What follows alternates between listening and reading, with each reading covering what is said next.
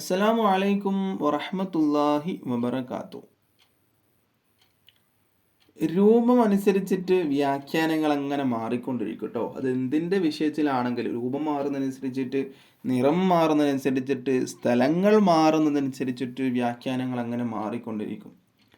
നമ്മൾ ഇന്ന് ഇവിടെ പറയാൻ വേണ്ടി പോകുന്ന വിഷയം വെള്ളച്ചാട്ടമാണ്. വെള്ളച്ചാട്ടം സ്വപ്നം കണ്ടാൽ നമ്മളൊക്കെ വാട്ടർഫാൾ ഇപ്പോൾ വാട്ടർഫാളിൽ പോകാൻ ഇഷ്ടപ്പെടുന്ന ആളുകളാണ് അല്ലേ? വാട്ടർഫോൾ തിരഞ്ഞു നോക്കി പോകുന്ന ആളുകളുണ്ട്, യാത്ര ചെയ്യുന്ന ആളുകളുണ്ട്. അപ്പം അങ്ങനെയുള്ള വാട്ടർഫോൾ സ്വപ്നം കണ്ടാൽ, വെള്ളച്ചാട്ടം സ്വപ്നം കണ്ടാൽ എന്തായിരിക്കും അതിൻ്റെ വ്യാഖ്യാനം?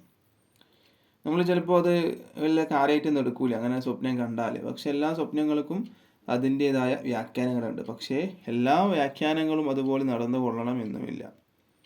ഇതിനെക്കുറിച്ചിട്ട് മഹാനായ ഷേഖ് ഇമാം നാബൽസി എന്നവർ അവിടുത്തെ ഒരു കിതാബിൽ പറയുന്നുണ്ട്. എന്താണ് പറയുന്നത്? ഒരാൾ